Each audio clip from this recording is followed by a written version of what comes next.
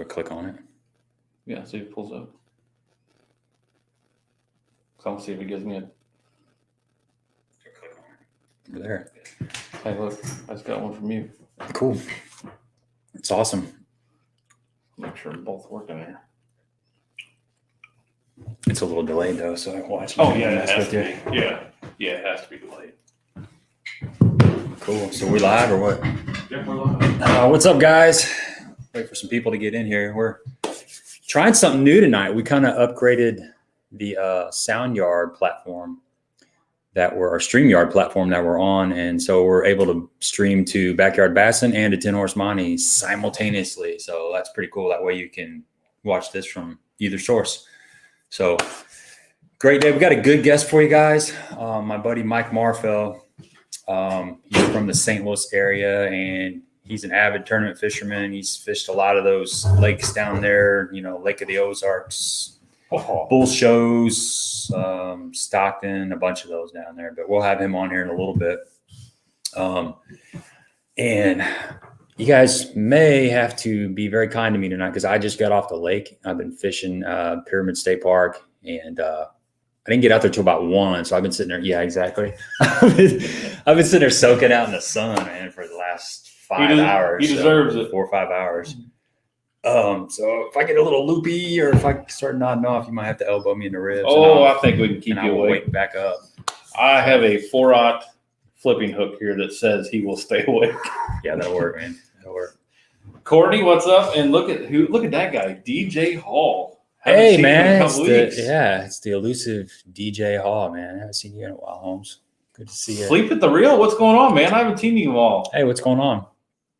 Yeah, I watched a little bit of his stream the other night. Yeah, on the playback, but that was cool. Yeah, I feel bad. I haven't been on his in a while, but I've been staying off YouTube, period. So yeah, we got Hungry Hippo. What's going on?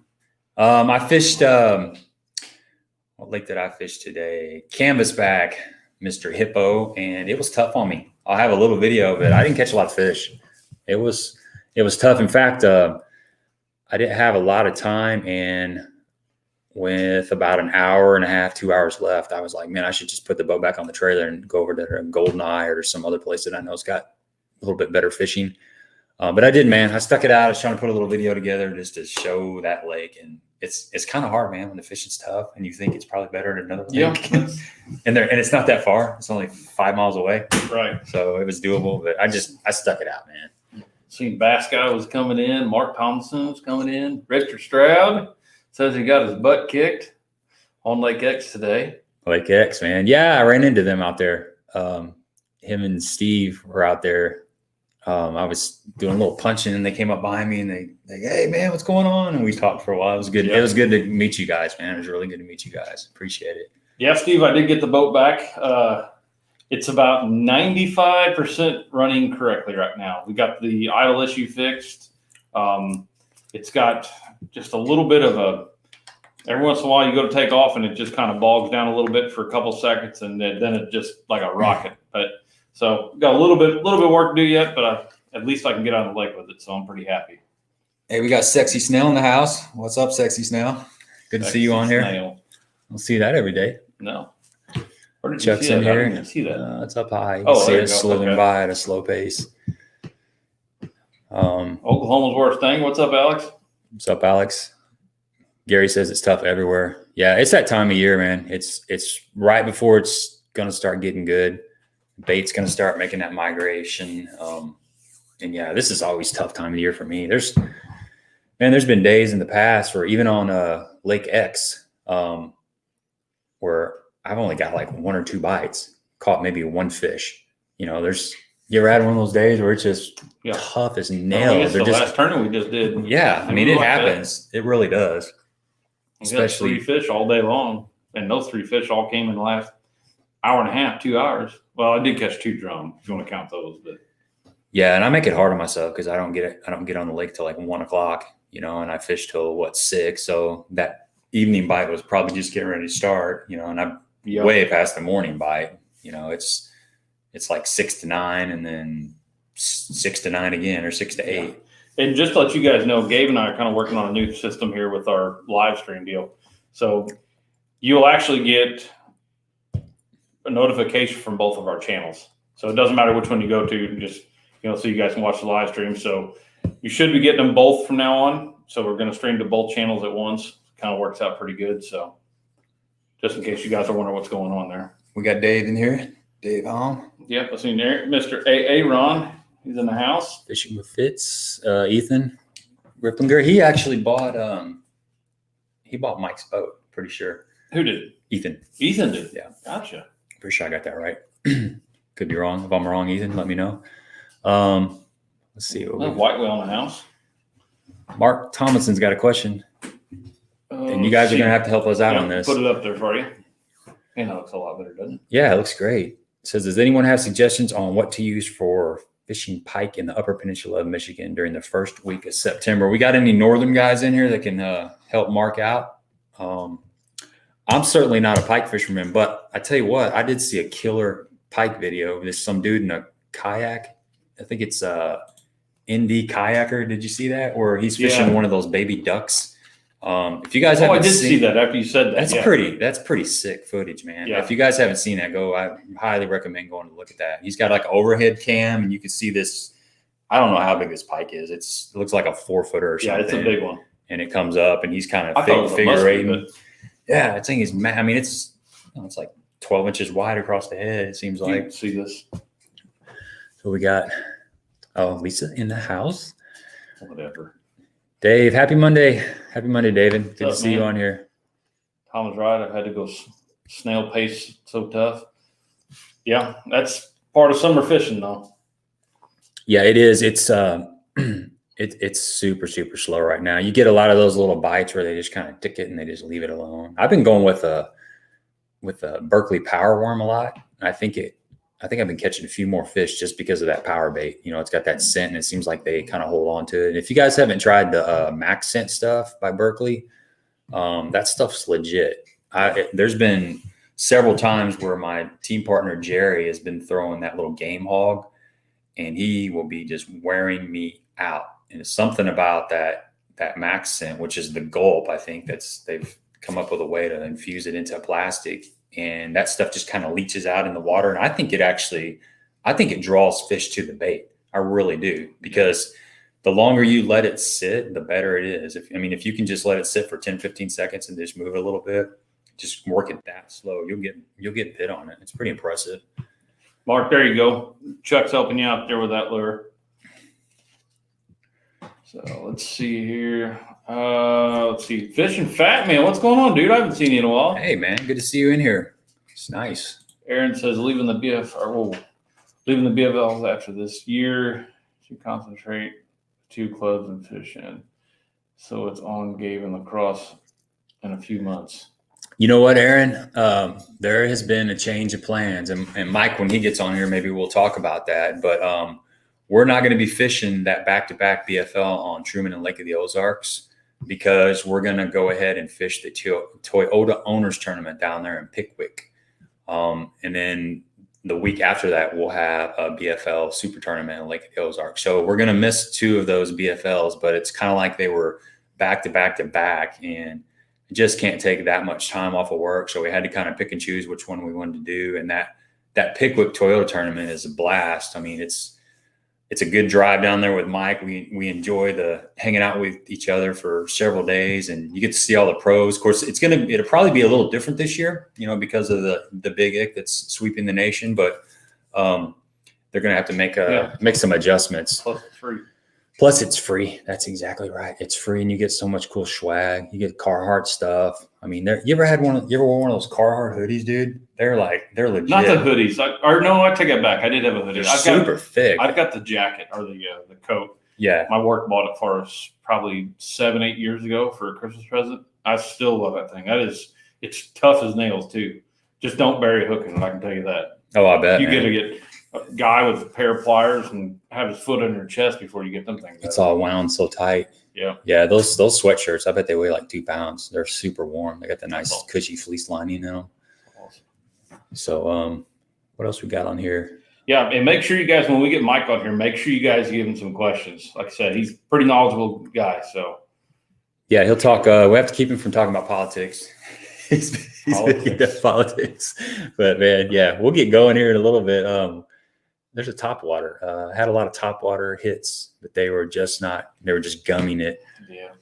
Yeah, I threw a topwater a little bit. I threw a big spook, and I had some small bass chasing it, and then you get that rogue bluegill that comes up, and he's the same size as the bait, and for some reason he thinks he's going to eat it. And I don't quite understand that, but yeah. Courtney, you just make sure you put the live stream on your phone. Just set it down by your workstation and let it roll. She's at work. She's getting ready. She said, hope to watch the rest during breaks, heading to work. Oh, okay. Yeah, she's working midnight shifts. That's my daughter. Oh, sorry, Aaron. Man, we can't do it all. Maybe we'll do it next year. I don't know. Those BFLs are a lot of fun, but gosh, it's like you could fish a tournament every week if you had the time or the money. And the money. Yeah, most importantly, the money. Yeah. And that's kind of a single man's game, It's kind of hard to keep the peace when you're gone every week. I think our wives will let us off the hook. No. I don't think so. And that's good. We don't need to be doing it for that much. No, that's for sure. Yeah, good tip, White Whale. Slow down and downsize. So you want to get Mike on here? Yep, we're ready. Let's pull him in here. Let's get Mike. So we're going to get Mike. Here he is. Mike Marfell. I'm not going to call you the professional angler because that's what homeboy does up there. So. This is where I do my real job now, sitting right here with my wife over my left shoulder. It's fighting off sexual harassment all day. It's difficult. Right. So you're working from the house now. Yeah, we work from the house, and we're in arm's length of each other right here. So Mike, I deal with the same thing here. Yeah. She just doesn't know when to say when. I don't know. Tough job. But I work for a great company. Been there 23 years, and I'm hoping that I only have to go back for meetings and such. We've worked flawlessly. Our IT department rocks, and I think it's proving that I could have a condo at Lake of the Ozarks and do my job. That's what I'm thinking. I don't need to be in Fenton. So that's a possibility. Yeah. So, hey, Greg, if you're listening, if you rent me a room in the basement through the week, we could probably work something out. We got a buddy named Greg that lives on Lake of the Ozarks. He's the world's most generous man. Yeah, shout out to Greg, man. Appreciate you, dude. It's nice to have a place to crash. Dave here, he said been smashing, literally crawling a whopper plopper.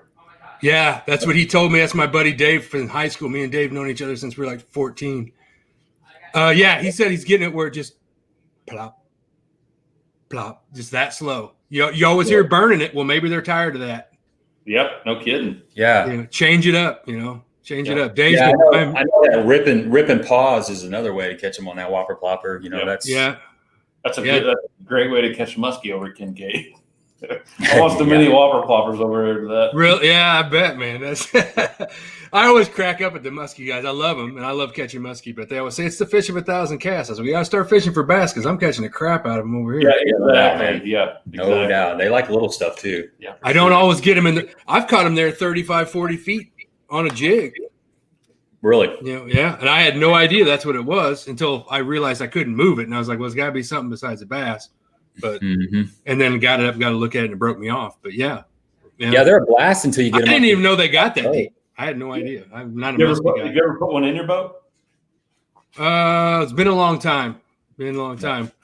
I've it was in a canoe actually. I worked in Canada as a canoe guy. That's even better. Yeah, it's built-in drag. It just drags the canoe around. It works out well.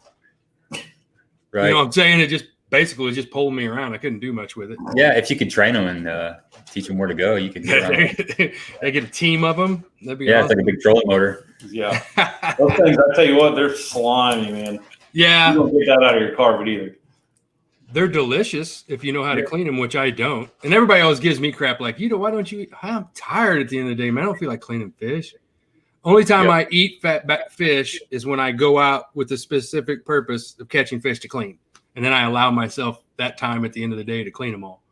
Gotcha. Yeah, my grandma always says, you mean you drive an hour, hour and a half, and you spend 7, 8 hours fishing and you throw them back in the lake. What's wrong with you? She didn't quite understand it. I tell her, and I tell this to everybody else, if I only got so many hours to fish, if I keep those fish, I got to budget that time in too later on to clean those fish. Yep. So instead of doing that, I just fish an extra hour, But I love to eat fish. I absolutely love to eat fish. My it's wife awesome. made rainbow trout she bought from Deerberg's last night, pan seared it in garlic butter, and it was delicious. Nice. You guys will appreciate this being from down where you're at, Perryville and Cape or Jackson. My father-in-law, old school German.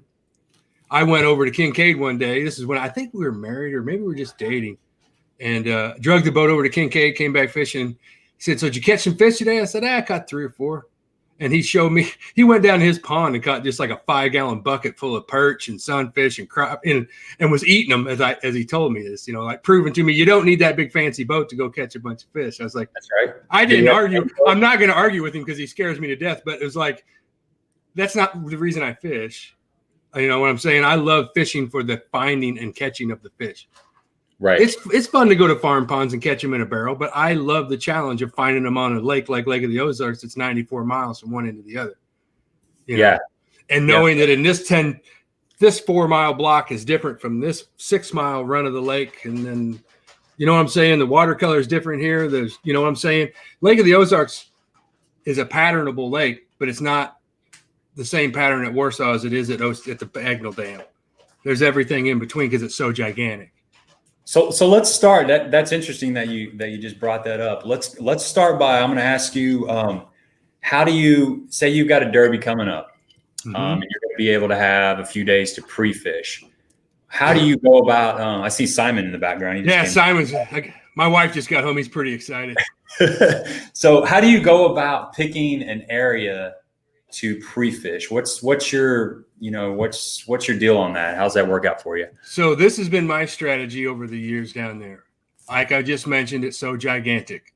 My strategy always is if I've got more than 2 days, meaning or at least 2 days, I always go to a part of the lake and a cove that I've never, ever, ever been in. And I try to fish that entire thing or a big portion of it. Because if you don't force yourself to do that, you're never going to see all that lake. And I've been doing that for 10 years and I'm at the 30% mark, maybe, something like that. I don't know what it is, but that way I get to see a new area. And while I'm in there, I'm taking my time marking the brush as I go through it, whether I'm on the trolling motor or idling. And then I take what I learned. I act like there's a dam in front of it. And actually Marcus kind of clued me into this. Each one of those bigger pockets, like you were talking about, Greg, before, yeah. They're their own ecosystem. They're their own lake. There's fish that don't have to leave there. So if you act like there's a dam at the main channel and you can't get out, just fish that whole thing. And if you started catching them in the mids or the backs or whatever, then the next day go find you another cove that you've been in and try to that you have confidence in, or maybe not, maybe go to another one, but try to find something similar to that. And that'll usually transfer within a whatever you want, 4 miles, 5 miles, 6 mile stretch of that lake. That'll usually transfer. You're not going to be able to take that in the Gravois and take it down past the Hurricane Deck Bridge at the 54-mile mark and do the same thing. But you'll be able to do it within range of wherever you just did it.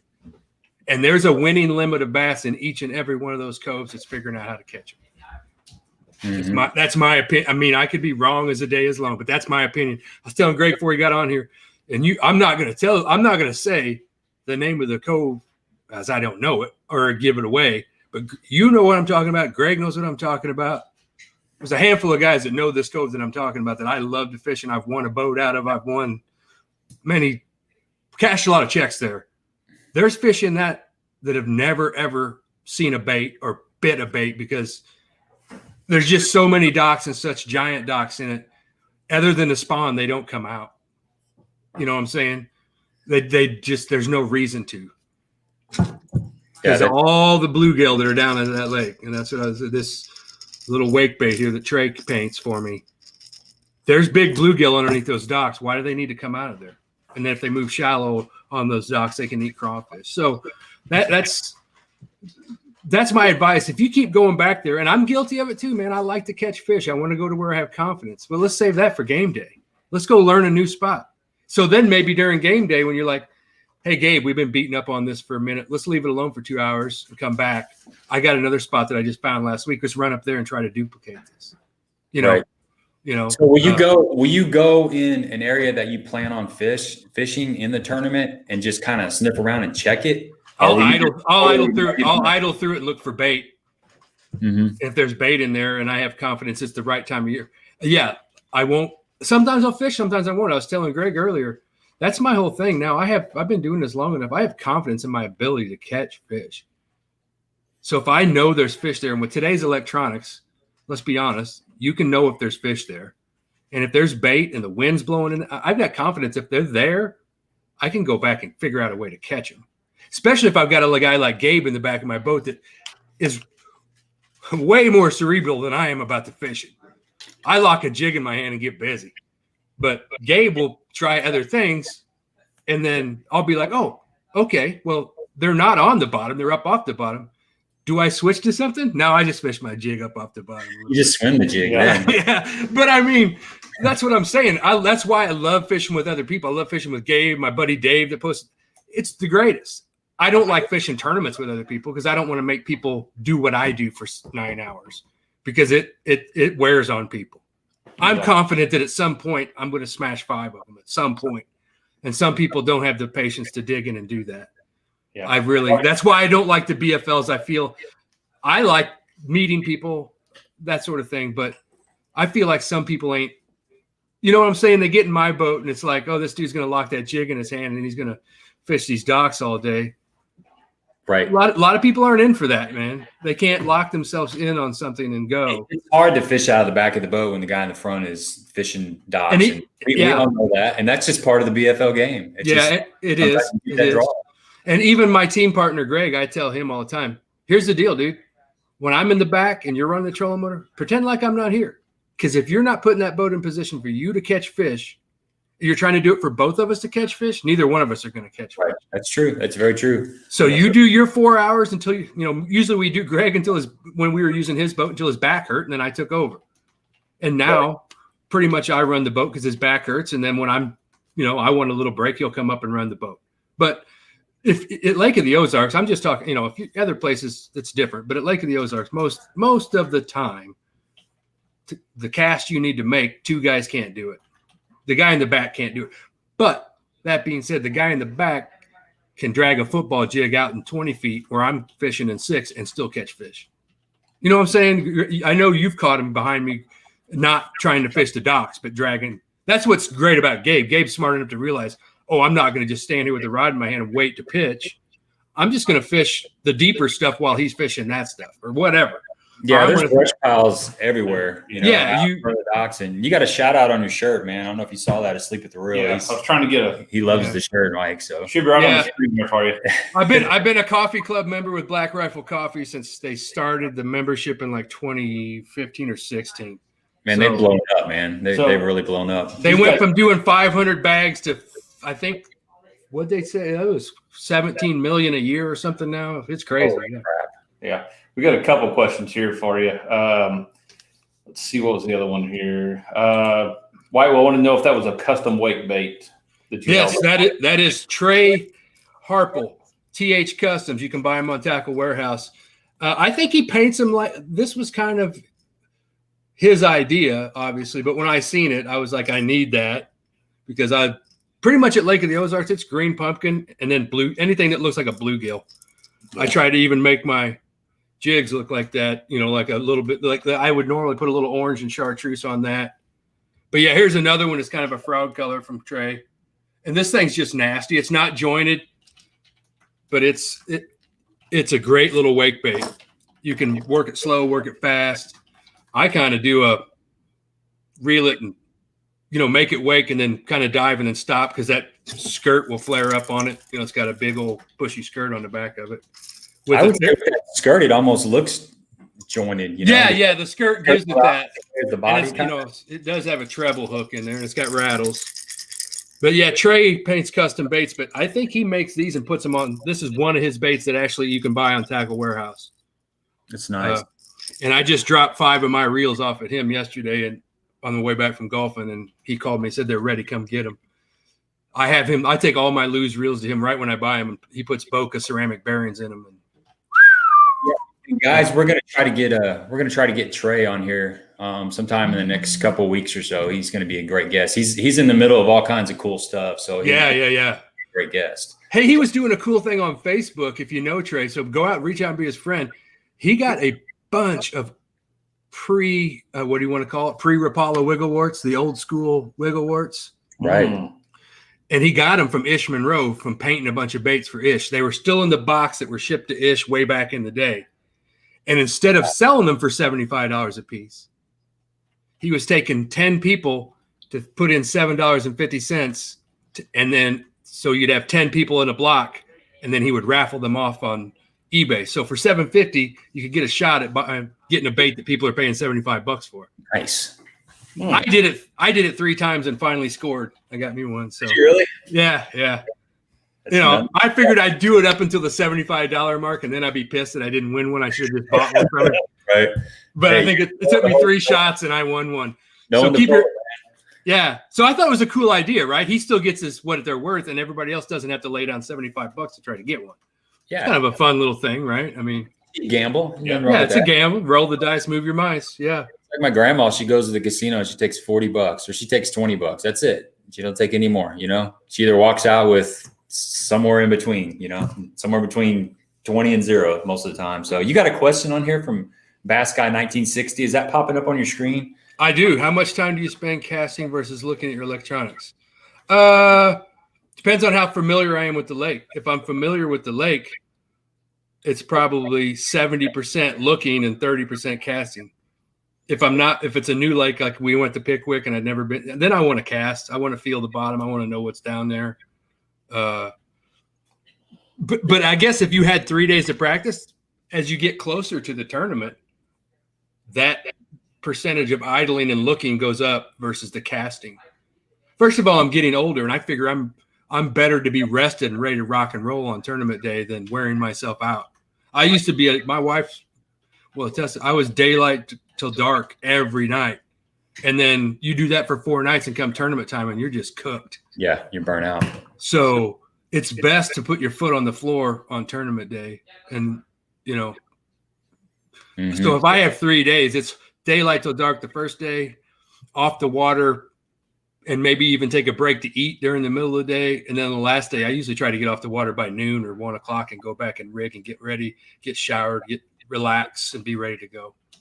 Yeah, I've been fishing. I've been fishing these lakes over there at Pyramid State Park, and I've been picking a new one each time. And I've been forcing myself to idle a lot more. They're small lakes, they're 50 to 150, 200 acres.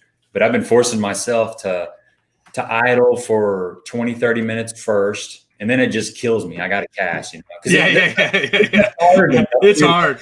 It's hard. An hour and a half drive, dumping your boat in, and then not fishing, like idle around. It's tough. So I finally have to just cast for 15, 20 minutes and then get back on the motor and idle around a little bit more. But I always suggest that to people when you're learning. They want to know how to learn their electronics. I was like, leave your rods at home. Yeah. It's the number one thing to do. That's what I was telling you, in the fall, late fall, early winter, I go to lakes, when it's pretty cold outside, put a hoodie on, grab a thermos of coffee, and just drive around just drinking coffee. Yeah. And the water's really clear, so you can see your images a lot better. Yeah. And there's nobody out. It's a great time. And if you have that, like either the Lowrance does it, and I think Humminbird does too, where if it's your favorite cove, go map it yourself. Put those tight 1 foot contours on there. Yeah, Greg done that to some lakes around here. Yeah, and then I think you can even get the bottom hardness, so like where they're going to try to spawn, where they're not. Maybe there's a hard spot that runs from a main lake point back to the spawning cove, or back to the spawning part of that cove. Well, you can bet your booty that's the way they're going to get back there. Yeah. Mm-hmm. They're going to follow that back there, progressionally, and they're going to come back out in the summertime. Right. And I've been noticing on these lakes that I've been fishing, they're strip pit lakes, and there's a lot of them they've got very little rock, which is kind of surprising, but you'll find little bitty rock veins here and there. So it'll be the same consistency on the bottom. And then you'll find, I'm talking 5 feet wide or something, just a little bitty rock vein, and it'll kind of be tapered, kind of like shaped like an eye or like a giant eye. And that's where you can get bit. So if you just go around and take some time and just mark several waypoints without fishing them, and then once you've had enough, you can go back and make a few casts on there and know you're in a good area to catch some fish. Yeah. And before the electronics were so good, you had to do that with the Carolina rig or a football jig or something. And then it was still all up to you remembering where that was. Yeah, we've come a long way. Yeah, I was saying that's why that whole leave your rods at home, because when I switched over to this nitro boat, and it came with Humminbird electronics, the last Humminbird I had was a paper graph. So it had been a minute since I'd had a Humminbird. It was actually one of those paper graphs that you had to load the paper in, and the little thing like a lie detector went up and down and made the image on the bottom. So yeah, we've come a long ways from that. So how do you like? So you were a Lowrance guy prior, and I cussed Lowrance the whole time. But so if you guys don't know, Mike won was it the Solo Pro Series? The Web Outdoor Solos Pro Yeah, Series. right. So he won a boat. He won a 20-foot nitro, and it came I won a 19-foot nitro that I upgraded to. That's right. You upgraded to 20-foot. That's right. Smart idea. Good idea. Yeah.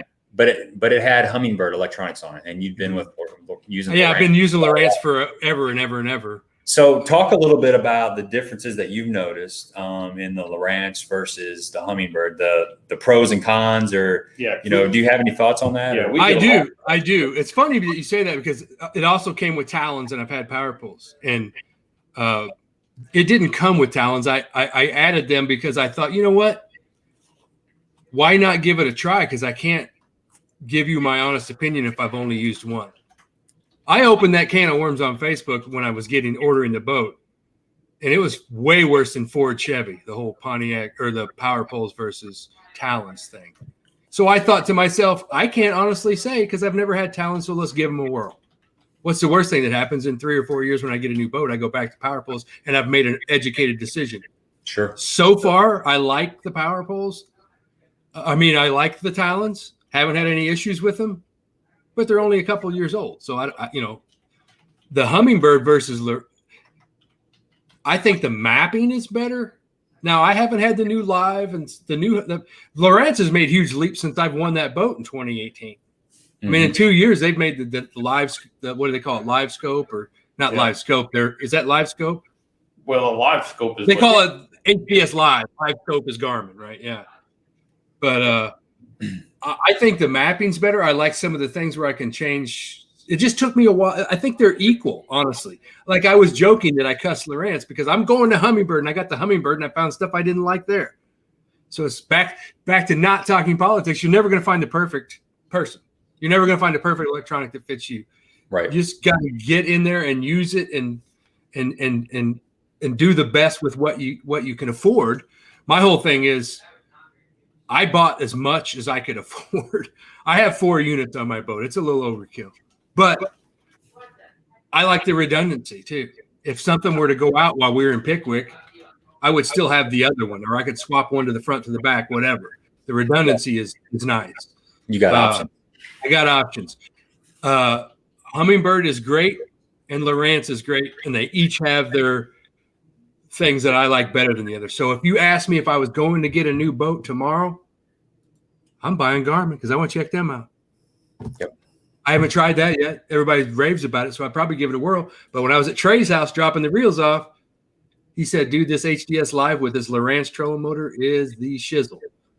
So maybe I'd go back to Lowrance, put that Lowrance trolling motor on it. I like some of the things they're doing. They're working with power pole now, where there's buttons on your trolling motor to take your power poles up and down, so you don't have to add the extra buttons.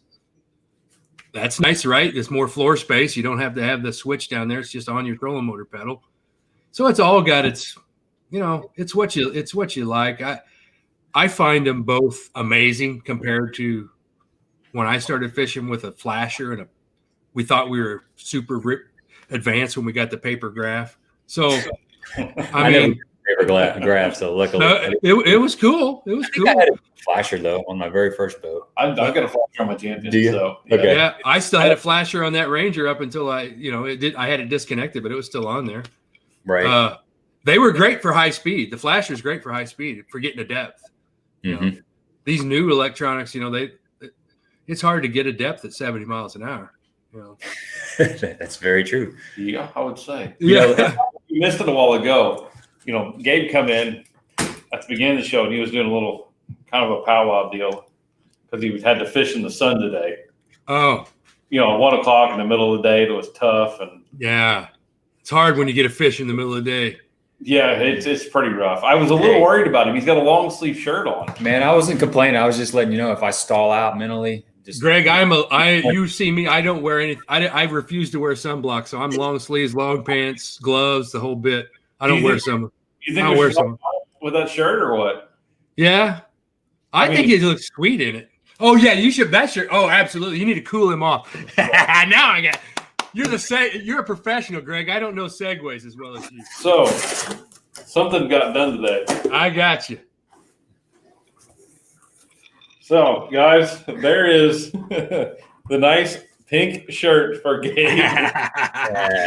That's weak, man. Hey, I'm a man of my word, and we did this little derby competition, and I said, hey, if I lose, then I'm going to be wearing this. So. We were nice. That's beautiful, man. We were nice enough. Well, my wife made it, but we went down the stairs earlier, and I said, where are you going to put that? I was like, it's going on the back, right? And she goes, no, I was going to put it in the front. And I'm like, no, wait. I'm like, oh, wait a minute. Front and back, Greg. Wait till you go front and back. Front, because every time he goes up with a fish to that camera, he's going to see it. That sucks, man. That is awesome. Hey, I got my chesty on, so that'll help out a little bit. Yeah. That's nice. Oh, you got to go double or nothing, Gabe. I don't know what the double will be, but yeah, I don't either, man. I don't either. I'll probably I'll have a backyard bassin jersey, like team jersey or something. well, props to you, Greg, because outfishing Gabe isn't easy. We had fun that day, man. Oh yeah, we had a lot of fun. We had a lot of fun, and it was down to the wire. I mean, it was right there. He turned it on in the fourth period, which that was a lot of fun. We fished. Did you guys go all day, or how long were you out there? 8 hours. Did 8 hours. We had 4 day. 2.5-hour periods. Or wait, that's all right. 4 2. Yeah, one pull. I told you, man. Sun, dude. Separate boats or same boat? Nope, same boat. Same boat. Yep, front and back. Yep, it's the old like Federation Nation kind of. Yeah. Style, Yeah, that was some crazy, right? When pros were pros on pros back in the day. Yeah, it's good stuff. That's how fights happen. Oh yeah, you got one guy wanting to go to his fish, and the other guy's fish are 40 miles away, and you can't do it. So. Yeah, there's a lot of shenanigans that went on back then. And you know what? When you were talking about practicing at Lake of the Ozarks, part of the reason that I got decent at that lake as quick as I did was the old Ranger wasn't beating anybody anywhere, so I didn't go far. You know what I'm saying? I'd rather spend my time with the lure in the water. I would just think to myself, well, even if I've got this awesome spot I found 40 miles away, and I'm boat number 1, boat number 65, if he wants to beat me there, he's probably going to beat me there. So I just started fishing closer to wherever the takeoff was. I would say I'm going to give myself 8 miles or 10 miles each way. That's as far as I'm willing to go. And if you can't, you just got to figure that part of the lake out. Now that I've branched out because of Greg's, when fishing with Greg out of his boat, and now my boat's got some range to it. So yeah. Tacklebox TV's on here. He says, how's it going, guys? So what's going on, Nathan? Anybody else we need to give a shout out to here? I've just seen Humminbird have a built-in 0.1. No, they do not. I think you have to put an antenna on for the Humminbirds too. So it's got an antenna just like the 0.1, like a separate. Yeah, it's similar. I don't know what they call it, but I added those to mine because it's not built in. Mm-hmm. You need to have that antenna. That makes a huge difference. Look at Mr. Trey Harple. Trey Harple's in the house. We just showed your little baits, man. It's pretty nice stuff. Look at that home ticket. And this too, right backwards. Ultimate when match. When Trey made these camo hats, he was like, I knew you would want one, so I saved you one. So yeah, those are sweet, man. I didn't even notice that little logo there on the side. His logo there. Yeah, I'm not used to the backwards thing on the camera. Yeah, it is weird. It is weird. But Trey's a great artiste as far as painting baits. And if you for you people out there that got older reels and you're like, oh, I can't afford a new one, drop $40 or $50 with Trey and let him clean it and put Boca bearings, and you'd be shocked at what your old bait caster will do. Honestly. I mean, I take $300 lose reels and hand them to him and have him put ceramic bearings in. Call me crazy, but brand new, huh? Brand new ones. Yep. I'll get them brand new. I might use them a week or two because I can't just, hey Trey, I got to just run to his house. But yeah, I'll take a $300 lose reel that's a week old or 2 weeks old and run it up the tray and let him put them ceramic bearings in them, and it makes a difference. It actually makes a huge difference. Yeah, I got several I need to send his way. I got some just minor, slight damage on a few things that I need to definitely get taken care of, because the reels are still in great shape. They're just a little bit damaged, nothing crazy. But he's probably going to hate us because he's so busy now, and he's going to be even busier. Limited edition, man. You got 1 of 3 hats. Wow. Yeah, is that what he said? VIP, dude. Well, I've had this thing. I don't know how many years it's been. How long, Trey? It's been at least 5 or if not 6. Yeah. Yeah, Trey's the bomb, man. He can make – remember, Gabe, when he hooked us up, we were looking – I'm not even going to mention the color because it's a Lake of the Ozarks thing, and I don't want to – and I was like, we can't get it. It only comes from Japan. Here's what it looks like. I sent Trey a picture, and he took me my favorite jerkbait, which is a Duo Rias, and painted 3 or 4 of them that were similar enough to get the job done. Right. And he got them to me pronto. So it's a weird color. We got 251 reeling in here. He said that he just bought the new Garmin. It has pan optics capabilities, but can't afford the $1,500 right now. Man, that's true. It's like, just because you got one thing, you got to buy another thing, and then you usually have to buy another thing. And then, if you start getting 3 or 4 graphs on your boat, there's a wiring harness you might want to look into buying, upgrading to that, so everything's got the power, because those units are computers, and if you don't have enough power running to your computer, it's not going to give you everything it's capable of doing. So yeah, man, but I feel you, dude. It's so expensive, new electronics. So expensive. I wanted to upgrade my stuff. I still got I got a Gen 2 Touch 12 on my back, and then I got a Gen 3 up front, and I'm wanting to kind of go Garmin, maybe. I don't know. I'm curious about that, man, because there's been a couple tournaments recently where some guys that did really, really good in these tournaments, they've been using that live scope to catch these suspended fish out there, these schooling fish. I'll say that I can see. Yeah, and they're catching them, man, because you can't see them. The only time you can see those fish is when they're up. When they blow up, and everybody knows it only lasts like 3 or 4 or 5 seconds. When they go down, you don't know which way the shad went. You don't know right or left. It's 50-50, and you can have your side scan on the back and kind of get a little bit of an ideal. But if you've got that pan optics on the front or that live scope, there's no guessing, man. You can pan, you can find them, and you can lead them. You can just torture them all day long. So you're not waiting for your transducer to pick up on them. Right. Live. It's instant. Yeah. Right. Yeah. That's why I don't fish in the summertime. Those guys got that. I don't fish in the summertime because I hate the heat and I coach baseball. So.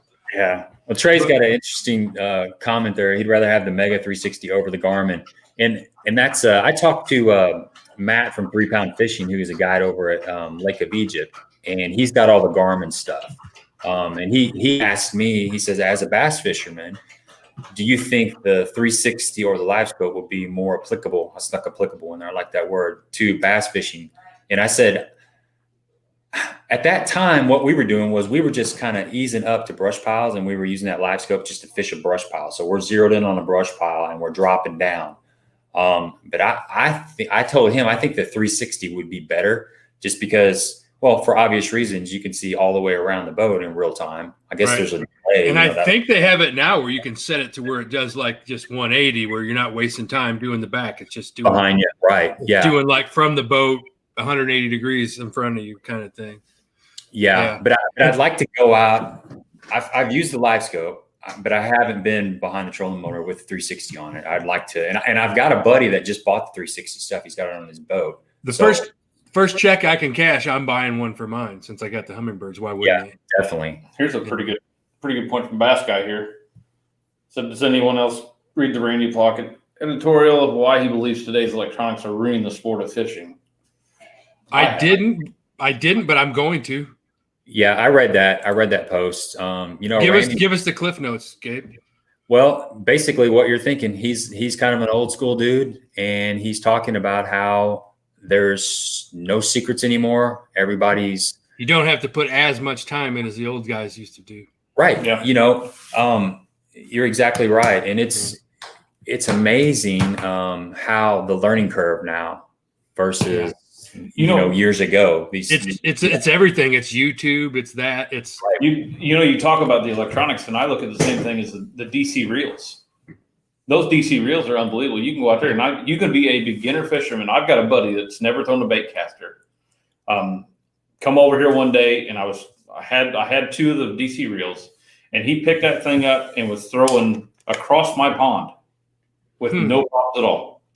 No backlash or no backlash or nothing. And the other one, it's unreal. I mean, you could just throw that thing and let go of that spool.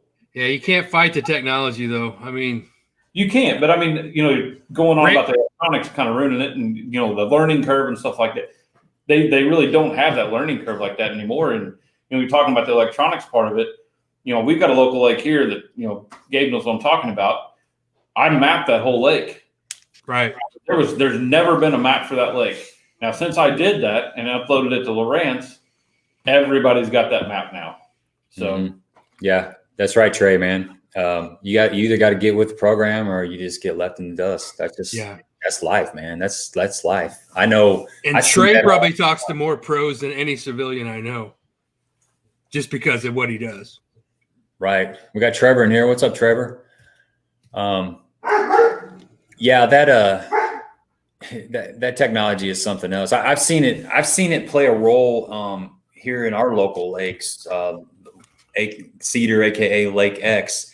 5, 6, 7 years ago. Well, I bought my Lowrance Gen 2 in 2013. The reason I know that is because I deleted all my waypoints about a month ago, and I was looking at them before I deleted them.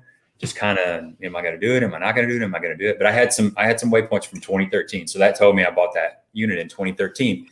And I remember taking a couple years to learn that. And there weren't a lot of people out fishing way off.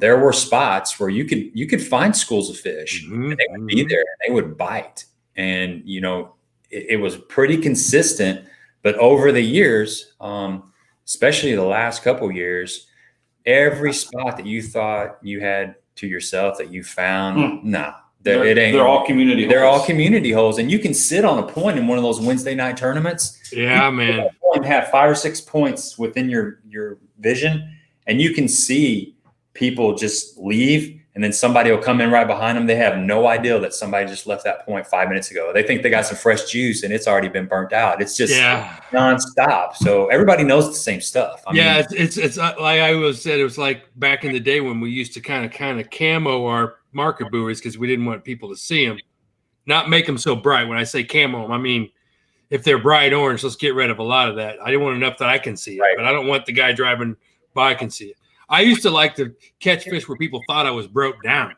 I was out there like, why is this guy in a bass boat out here? But now you can't. Everybody can find. I mean, if you can read a contour map with today's mapping, you should figure it out where the pinch points are and where you need to be. Try to fish. That I get what Randy's saying, man. Back in the day when you had to triangulate between that house and that smokestack off in the distance with a paper map on your lap. Yep. And now you can hit spot lock and make sure you're exactly 40 feet from the brush pile you're casting at, and your point antenna tells you you're going. It's that way in front of you. Yep. I mean, that's a huge advantage. But I do the same thing. I've got a couple spots that I fish, and I've got certain things on different banks that I'm just kind of triangulate myself. Sure, that's how we all learned how to do. It's foolproof. Your battery goes dead. That stuff still works. Hey, best marker buoy ever is a duck decoy. Yep. I've heard. You're not the first person I've heard say that. Yeah, that's a great. Oh, there's a nice little duck out there. Okay, blow right past them. But I prefer wood ducks. Yeah. Right. Back to what Randy was saying, or back to what Randy was talking about in his videos. Another thing is the price of fishing has gone up. And oh my God! Yes, part of that. There's a lot of guys that have $20,000-$30,000 worth of electronics on their boat. My boat costs twice as much as my first house. Yeah, it's something else, and I think he's a proponent of downsizing to like the 150 motor, and that's been talked about for a while, and I'm down with it, man.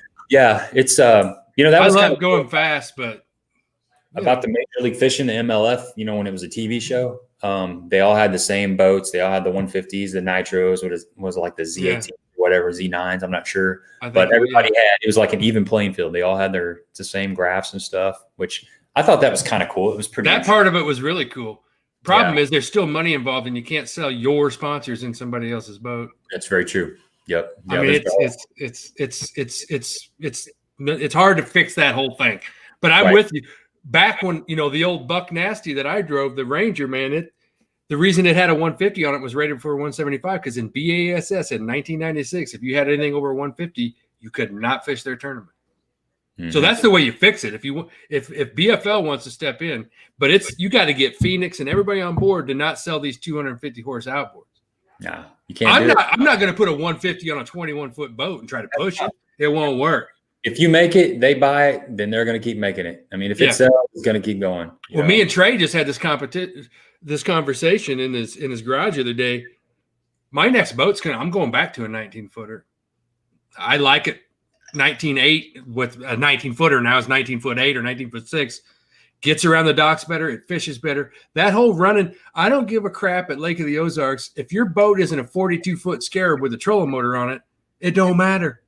Yeah. When the waves get bad, a 21 versus a 19 doesn't matter. And I'll promise you this: in that 19-foot in calm water, I'll walk right by your 21-foot boat with a 225. Promise you. Mm-hmm. Trey's Phoenix with his 19-foot Phoenix with a 225 was every bit as fast as his 20-foot with a 250, if not faster. And it fishes better. You're displacing less water. It's easier to maneuver around the docks. Yep.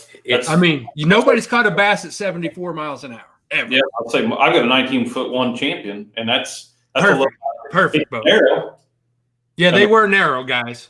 Yeah, they're narrow, but I mean, as far as you're talking about waves, it'll still cut through waves because of that narrowness. Yeah. The Champion was a great rough water boat, man, and they were stupid fast. Oh yeah, I've noticed even with I upgraded to a 16-foot John boat. We're talking 10 boats, but I had a 14 and I went to a 16, and it handles completely different on the trolling motor. I mean, I gotta watch. I could get anywhere I wanted with that little 14-footer, and with the 16-footer, I gotta be a little more careful. Well, same thing with a 19 versus 21. Yeah. Ethan wanting to trade me back. Hey, just straight up. Ethan is the captain. Ethan is the captain of the SS Buck Nasty. SS Buck Nasty. Yep. Yeah. I was wondering. He put that dude has polished that turd to a high luster. It's looking good, man. He's taking care of it. He got new carpet in it. It's shining like a. Hey, you sold to the right guy. Yeah, I did, man. And I was, me, Gabe. I was pretty picky about who. I wasn't going to let just some idiot take that thing. I really did want that to go to the right person. Because if not, I was going to hold on to it and give it to one of my sons, honestly. Yeah. Trey said both of them ran about 77-ish. Phoenixes are slow, right? Jeez Louise. Yeah. That's because Trey weighs 64 pounds. Like a horse jockey. Yeah, he is that, man. He's a bait painting fool, though. Oh, yeah. He gets it done, man. Yeah, he's got it going on. Yeah. So let me see here. I wrote down a few more questions here. Kind of run through some stuff. Roger that. What's your favorite bait and color? Gabe knows I won't lie. It's a Jewel football jig and half ounce, and what do they call that, Greg? Peanut butter and smoke with a green pumpkin purple, pumpkin purple young chunk with chartreuse tips. 90% of the time, that's what I'm throwing. I've seen you catch a ton of fish on that. And Jewel is not a sponsor of mine. I wish they were. If you're listening, Gail Julian. But so that's your confidence bait, right? That's my confidence. And when I won that boat, Eric Prey, who most of you guys probably know, he's been sponsored by Jewel for a million years, and has it. He was kind of the originator of this. He had Bass Talk Radio out of Springfield back in the day before there were podcasts. He's a guide at Tablerock. And when I came off the water after day 2, he said, "You're catching them on that Jewel jig?" I was like, "Yeah." What do you need? So I went and raided his tackle box because I was out of what I was catching him on. So shout out to that dude. Yeah. I don't owe him a percentage of the boat, I don't think, but he is a solid dude. And Jewel, like I said, not a sponsor. It's a great project. Trey is an Omega man, and I buy a lot of their heads, and then I tie my own skirts on them. Yeah, I'll give you some of those Cumberland Pro jigs. Yeah, you've been telling me about those. I want to check those out. Yeah, I'm a jig guy. I'm willing to try anybody's, but it's hard to beat. Sometimes when you get to be as big as Jewel or Omega, they can mass produce them and make them so much cheaper than some of the smaller things. And hopefully that guy gets there. But I'm not afraid to pay the money for whatever. If I like it, I don't care. I'll pay whatever it is for the premium price. You got a good hook and a good weed guard, and I still would like to find out. I don't. What's the gentleman's name that runs that company, Gabe? Oh, Isaac. If Isaac would be willing to sell me heads with hooks and brush guards, and he doesn't have to package them, I love buying them in bulk that way. I buy them from Jim Dill from Crocagator that way. I buy them from Omega that way.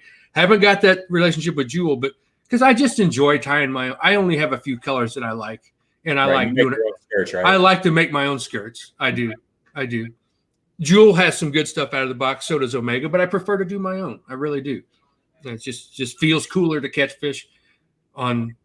The color doesn't matter as long as it's got green pumpkin in it. That's. Well, you can play around. You can add like your main base and then throw a couple strands. Purple flash or chartreuse or silver or whatever your gig is.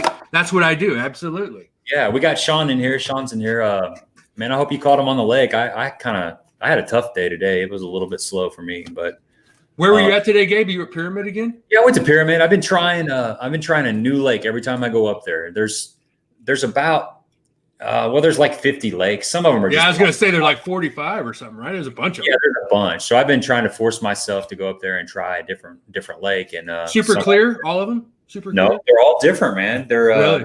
The fish today was about 6, 7, 8 foot visibility. The one I fished yesterday was about 2 foot visibility. Some of them have grass, some of them really don't. Some of them have a little bit of wood in the water. Some of them are just straight like bulrushes or buggy whips around them. It looks like you're down in Florida, like a Sasquatch is going to part the hair and jump in your boat. Nice, you're kind of scared to get too close to the bank, but each one's a little bit different, and they drop off differently, and I don't know. So I've been trying to spin like 4 or 5 I've heard hours. there's some that are shelves and there's some that are slopes. That's and right. Some of them are 80 foot deep out in the middle, and then some of them are 25, it just depends. And if it's 80 foot deep and it's clear enough, they'll live back. I mean, look at the guys out west. They catch them that deep. Right. Well, right now the thermocline just started to dissipate. So, oh, wow. Yeah. They can be out there. They can be anywhere right now. It's broken down over the last week. It's starting to break down. So, and we were talking about transition starting. It's here. There's nothing holding those fish up shallow right now. I mean, they can be anywhere they want. Yeah, I'll be over there Saturday, so we'll see. So tournament fishermen down there can't use the turnover excuse, right? Is that what you're saying? I hear that at Lake Ozarks every fall. That must be the turnover. I said that shit don't go on for 3 months, dude. Well, you got a different area of the lake too. That's what's nice about having when it's 94 miles long. And I always bring this up every time I'm more shoreline at Lake of the Ozarks in the state of Florida, miles wise. That blows my mind. That's a statistic that blows my mind. That's wild. And what's the dock number? Any idea? How many docks? God, Lord, who knows? 50,000 docks, probably more than that. How many did you say? 50 or 60,000. Oh, at least it's got to be. I bet we could. You know what? I'm going to try to find that number I'm sure Ameren has it because they permit them all. And if we're talking stalls, it's well over that. Yeah, it's unbelievable. So if you can't fish, I mean, like you said, going into a big bay or a cove that's just full of docks, you could take 2 or 3 days to properly fish each individual dock if you wanted to spend the time, Figure it out. Yeah. I always laughed when I first started fishing down there, 15 years ago. The fishing report says bass are good around docks. Oh, right. Well, it's good in the water. Thanks for the advice. It's like, there's a dock everywhere you go. Of course, the bass fishing is good around docks. It's good in the water. You might as well just say bass fishing is good in the water at Lake of the Ozarks right now. Yeah, So you got to keep in mind there is what's on the bottom. It still is what's on the bottom, what type of bottom it is, right. you know, where that dock's located in the progression, moving front to back in those coves. Yeah, that's a real important tip. If you can just imagine there is no man-made structure on the bank, what is under those docks? Right. That's what makes some docks better than others. And then you add in the brush piles that people have added. So that's kind of hard to, it's kind of hard to do that, to remove all the man-made stuff and just look at it like if it was just a lake in its natural state. Just consider that the shade. Just consider that the shade. Right. Yeah, that's right. The shade. And you do look for those, rod holders and all the little clues that, that kind of thing. The guy that likes to put the no fishing sign up, or I got one dock that I've caught so many fish off that he's got that thing locked down like Fort Knox. Like, this is my crappie dock. Stay the hell like 1,000 feet away kind of thing. It's like, oh yeah, watch me skip this jig in there, jackwagon. It's like red sign. It's like, I don't know. I don't like guys like that. If I had a lake house down there when I was on the dock, I'd be the world's friendliest dude. Like, I got brush here and they live here, brother. You should be able to catch them. Yeah. Well, you tell me how if you see a little piece of white rope hanging down off the dock, there's a lot of times there's a cedar tree tied to it or a Christmas tree. Absolutely. Yeah, that's subtle, but when you start looking for that stuff, guys that plant good brush, that's how they do it, man. They don't. It's not obvious. Mm-hmm. This is probably something that Greg's going to kick me in the nuts over, but and the best thing to do is not a giant brush pile. Put a couple cinder blocks to make a hard spot that just prop up one big log. What is 5-pounders? They like to be just under that big log by themselves. That's right. They don't need a big cedar tree. They just need one big log. They just need one big log with a couple cinder blocks underneath it and at a 40-degree angle or whatever, where they can decide how high or low on that thing they want to be. They don't need a bunch of brush. That's just too much. And you know what happens? You don't get hung up on the one little log. Yep. Mm-hmm. I put a bunch of cedar trees in my pond in my backyard, and I can tell you there's hardly bass on them things ever. Now, there's all over it. Yeah. So you can plant. You can. Does your pond fluctuate at all, Greg? And yeah, about 2 foot, 3 foot. Here's an idea. 13 foot deep, but so in the wintertime, does it generally get lower? No, it usually stays pretty full most of the winter. And then the summers when it gets down, when it kind of evaporates. We always hit kind of a drought during the summer here. Yeah. And then this year it's just been rain's been right north of us or just south of us, so we haven't been hitting much right here. But it's been pretty steady at about 1.5 foot low, 2 foot. But. Try this next time when it's low. Go out with a round point shovel in a shallow flat area, dig a hole, size of a trash can length, like a saucer, and line it with rocks, and watch how many big bass will just submerge in that hole in this and just sit there and wait. It's buzzbait heaven, baby. They're in 6 inches of water everywhere else, but they're in 1.5 foot, and that 5-pounder will just settle down in there and say, nobody can see me. Come on, little fishy. Yeah, right. They're predators. You got to remember that. They're the king of the. I always say, if a bass grew to be 50 pounds, you best not jump your ass in the lake. Yeah, that ain't no joke. Yeah, Richard, you gotta work things out at the house, man. You gotta work things out at the house. I do that. I've been really good at doing this, and it's hard to do. But you go into Academy Bass Pro Shops, wherever the Lou's place down there, and you fill your little cart up, and then you start adding it up in your head. And then you can put a little bit of it back. It doesn't hurt. It's hard to do. Practice it, man? Practice it. It's called self-discipline, man. It's mind over matter. Why? Because we're fishermen. Lots of reasons. We're supposed to buy more. You can only put so much stuff in your boat, right? And then, but you can fit a lot in your basement. You can. I know it's 2 against 1 here, but it's also like you start spending so much money on it. But I'm referring back to Richard Stroud's comment up there. So I've gotten to where I'm getting better at just getting my stuff and restocking it instead of expanding too far. Now I just That's all I do anymore. I got so much stuff down there that I don't use very often. I just bought this, which is not something that I have normally, and then I just bought. But I'll never be out of a big bag of Yum trailers that I use a crap ton of them. I got to get some more of those, man. I buy them. I buy all 3 sizes, and I do all my buying in the summertime and the wintertime when I still fish in the winter, but in the summertime when I'm not fishing tournaments, that's when I stock back up on my tackle. And just I'm not a big guy into buying a lot of new baits. I mean, I've got a lot of baits that I use. I mean, and it's a wide variety of, you're talking spinner baits to crank baits to jigs to soft plastics or whatever. But as far as buying a lot of new stuff, I keep myself from that quite a bit. I had a couple high school kids come over. They had a championship on Truman, and they hadn't been on there. And long story short, they got hooked up through my job, and I talked to some high school teams around here, but I told them, I was like, they came over and I was giving them some advice on Truman. They came over after Truman. I wrote them like a 3. They were expecting me, I think they were expecting me to give them little blue dots of where they should fish at Truman. I gave them a 3-page dissertation on what I would do if I went there. They went there and blew everybody away. I got first place in big bass, qualified for the national championship, and finished 9th in the country up at La Crosse. Nice.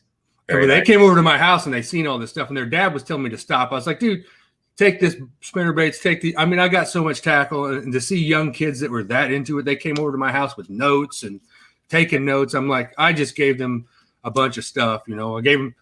I gave them an old set of culling rings that I had. They didn't have culling rings. I'm like, well, here, take these. I'm probably never going to use them. I love helping the young people out that are eager to learn. Right. My older boys now, once they're done chasing girls around, they kind of take more of an shine to the fishing and want to go fishing. But I got so much it's useless to a lot of people, but fishing knowledge, and I just want to share it with people. My wife always tells me or people say, you tell people too honestly. I'm like, no, if Gabe told me he caught fish right, it doesn't mean I can go catch them. It really doesn't. It's hard to catch somebody else's fish. Absolutely. But if you give somebody a way to try to figure out where to find them, and then let them catch them their own way. If you give somebody a bait, or you show somebody an area, they have enough confidence just based off their trust of the person that's giving them that information or that bait, that they will focus long enough in the right area to hopefully figure something out and catch them on their own. And they're catching their own fish. That's part of me and Greg having a channel. I'm with you on the sharing the information stuff. I give away a lot of stuff on the lakes around here that people can go and duplicate. And sometimes that may absolutely, dude, situation, because people know where I'm catching fish at. They see what I'm catching them on. There's no hiding. They know exactly what I'm doing. I have no problem sharing that, because I think I like people to go out and have a good time and to catch some fish. And if I can help somebody out, man, that's just how I do it. You know. He even gave an entire depth finder with all kinds of waypoints on it. It was great. And you give me a pink shirt, and I get a pink shirt for it. Come on. Yeah, it's funny because like your reputation is all you got. So like being that guy that's full of shit is no good. Right. Like that's what I love about Kevin Van Dam. Love him or hate him, he's been with Nitro. He's been with Strike King. He even came out and made a long video when he switched from from Power Pole to Talons, or from Minn Kota or Motor Guide to Minn Kota. He made a big video, like this is why I'm doing it. It's really hard to get behind somebody that's telling you the Ranger's the greatest boat in the world, and 2 years later, now it's Triton's the greatest boat in the world. And right. I'm not saying don't jump boat brands, but if you're full of crap, people will figure it out. I learned that fishing BFLs as a co-angler with Marcus Sikora. He had a limit on a jerkbait. I didn't know diddly about fishing a jerkbait at the time. And Marcus had a limit, and he said, if I get one more over 4, I'm handing you my J. Loomis rod with my jerkbait, and I'm going to back you in and tell you exactly how to catch him. I was like, dude, I cannot let you do that. What if you lose by 2 pounds? He said, brother, I make my living selling insurance. My reputation means way more. Right. For you to know that I'm a nice guy versus me cashing a second place check versus a first place check. That stuck with me. I'm like, So I'll defend that dude. A lot of people have issues with Marcus or what. I'll defend that dude to the death. Yeah. Well, he's good, man. I mean, Oh, hell yeah, he's good. When you're really good, you get haters. That's just the way it is. Yeah. That's just part of the deal, man. I always joke with Greg. He's a Tom Brady at Lake of the Ozarks. He's freaking beautiful and he's good. You know, He's tall, strong, dark. if I was his size, the first guy that smart asked me, I just backhand him off the boat. You know, and I'll give him the visor pass. I don't give grown men the visor pass, but when you got luscious hair like Marcus, rock the visor, baby. It takes the That's coming from this guy. You know, I still got hair, but it's like, yeah, just be honest with people. I always tell people, if I told you something, it's the truth. If I don't want to tell you, I'm not going to say I'm not going to say diddly. If I don't want to tell you, you got to respect that. I mean, you got to respect people's right to say no, because they're not going to lie to you. I mean, because you know, you got a choice there. You're going to BS somebody, or you're just going to tell them no. And I was telling Greg that on the weekend before I won that boat was that 3-day web tournament. I won that. Me and Greg won the Anglers in Action, and Marcus was in line behind us, and he seen the big bag that I had. And he started to ask me questions, and he seen that smirk come over my face. He's like, "Oh, yeah, you're down here next weekend for the championship. I guess you don't want to tell me." And I was like, A, I don't want to, and B, I don't need to tell you nothing, dude. You should be telling me something. Right. I mean, I feel fortunate to even be in the same ballpark in that tournament as that dude. I mean, he is a stud on not just on that lake. Wherever he goes, it's because he's got the right mindset. Mm-hmm. You know, and he works hard at it. You know, that's what it takes. It's hard work. If you're sitting down eating a sandwich during, you know, time is money, man. The best thing I ever did was marshal 4 or 5 Elite Series events and watch how hard those guys work. They did not play. And that changed my tune from wanting to be a touring professional, because that is work, man. And it's stressful work. It's a grind, man. You know, I've talked to, I don't know if I was talking to Greg about this, but I know I was talking to my buddy Jerry about this. Can you imagine practicing for 3 days, fishing for 2 days for sure, and then making the top 50 cut or the top 30 cut or whatever, fishing that 3rd day, and then making the top 10 cut, fishing that, and then having to be on another lake 950 miles away. Yeah, in 2 days, and start that whole routine over. You got to be fit, man. You got to be in shape. You got to be fit right here. Right. And you got to be physically fit, because there's a lot of wear and tear, you know. And let's not forget respooling line and that, and fixing your trolling motor, and maybe having a flat tire, and, you know, all that kind of stuff. Mm-hmm. Right. You know, there's so much that goes into being a professional fisherman. It is not drinking beer and drowning worms on a bucket, man. It is work.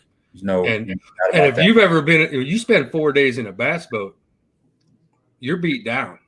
Yep. Oh yeah, you're right. It's a workout. It is a workout, especially if you're at Kentucky Lake and you're doing this, you know, out there. Out ledge fishing. Yeah. Out ledge fishing. So, you know, I don't know how the big boys do it. I really don't. The guys that are really heavy, a long boat ride's got to be tough on the man boobs. It really does. And the back, man, that lower back. A lot of guys have back problems. Dave says the hardest part about fishing Pyramid is navigating around the closed mine roads that Google Map doesn't recognize. Man, that is so true. I know, because we're going to talk when we get done here. Yeah, but I'm going over Saturday. I was going over to, I guess it's Green Wing, and I found a shortcut, man. I'm like, man, that's right there. I got a nice little shortcut. It's going to knock 10 minutes off the trip. No, there's a gate across it when I got there.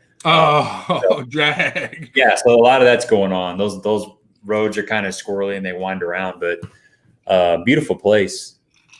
Sean says it was slow for me too. Had one break me off flipping a jig. That was it. Only fished a couple hours. And he said he caught on a chatterbait yesterday. Yeah. Nothing today. Brad here, he was looking.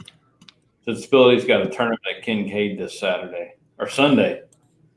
Yeah, that's I haven't been there in a while. Gabe, you let him have it. That's the USA Bassin. Man, You fishing? No, I'm not fishing. Ron's gonna be fishing over there. How's the grass, by the way? Is it coming back, or what's going on with that? It's spotty. You were over there the other day, and there's some up by the dam a little bit. Yeah, it's coming up pretty good. It's starting to mat up pretty decent in a couple different places. What's you guys' theory on that? Did they spray? What happened? I think it's boat traffic. Yeah. I mean, I know they sprayed like in the marina, That was just due to like trying to keep it away from like the boat slips where the bigger boats are at. Absolutely. Now, all around there, I don't think they sprayed any of that. It was just in the boat slips. But there wasn't as much grass up there this year. There was grass, but not like it has been the past couple of years. Yeah. And that's been that's always been the key to that lake, in my opinion. But yeah, it's the mats. I kind of think it's got to do with he said the water going in a small club. Oh, he's in a small club. Okay, maybe the USA Bass Hunt is on Saturday or whatever. But back to the mat thing, I think the high water will when that grass starts topping out and laying over, I think that high water raises up obviously and straightens everything out or blows that mat off. It just kind of floats off of there, because a lot of times after we get a heavy rain, you'll see that mat floating like broken pieces of the mat floating all over lake. Right. And then Kincaid's got that narrow area that those boats just go zooming down, and it's just getting rocked. A lot of that's got some bluffs down through there. I don't think that grass it doesn't really have a chance down through there. I've always had the best luck on that stuff that's submerged grass, like that, finding that submerged grass line, Right. I've got two spots in particular over there that are probably close to anywhere from about 12 to 15 foot deep, but you can find them little grass spots out there, and you can take a swim jig or spinnerbait, something like that through there and just rip it, rattle trap. Yeah. And it does pretty good. You find some mixed in like hard bottom around the edge of that too, then you really got the that's the other thing. Last year they started putting a lot of rock up on the banks to keep it from eroding away. So we're running into quite a few different new places like that have rock on them. So I've caught a lot of fish on the backside of that rock. You got to kind of get them up and over the rock, but yeah, Brad, if you're going there, from what I've heard, it's just a typical summer deal. Fish out deep, slow with a worm or a jig. Keep it kind of simple. Any kind of wood. Any of those road beds too. This time of year, the summer. Yeah, that road beds. I haven't checked that one road bed lately, but I've caught some fish off of it since you told me. Yeah. I've had some killer days there on that road bed, but it's not back to the electronics thing. It ain't a secret. A secret. Yeah, you can find it. It's definitely on the map. And that covered bridge that you can find out there is pretty on your electronics. That thing is really cool. That old submerged bridge. It's going up towards the dam. It's past the island. The point, the little bitty island, and then the next point has the buoys way out off of it. Yeah. Okay. It's got the vegetation around it. Yeah, just a little. You stay that run that line up towards the dam, and you pass the island, and it's somewhere kind of in that section. It's what, Gabe? It's in like maybe 50 foot of water, 60 foot. It's pretty deep. But it's pretty deep. It's pretty cool. Yeah, it's like out of a Hummingbird or Lowrance ad when you scan over it. It's really cool. It's a heck of a screenshot. screenshot. Check it out and see it. Yeah.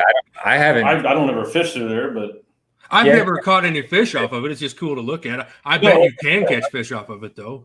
I've never looked through there on my electronics, but yeah, that lake is interesting. I mean, it's got a little bit of everything. You can fish wood, grass. I love Kincaid. It's gotten so crazy in the summertime with all the boats that. Dave's got it worked out with his wife. I like that, man. Where's the other? Solid point, Dave. He's back up, I think. Oh, right here. when she gets new makeup, he gets new lures. Click that on for Mike. He'll appreciate that. How you like this setup right here? This makes sense, doesn't it? That makes perfect sense. Yeah.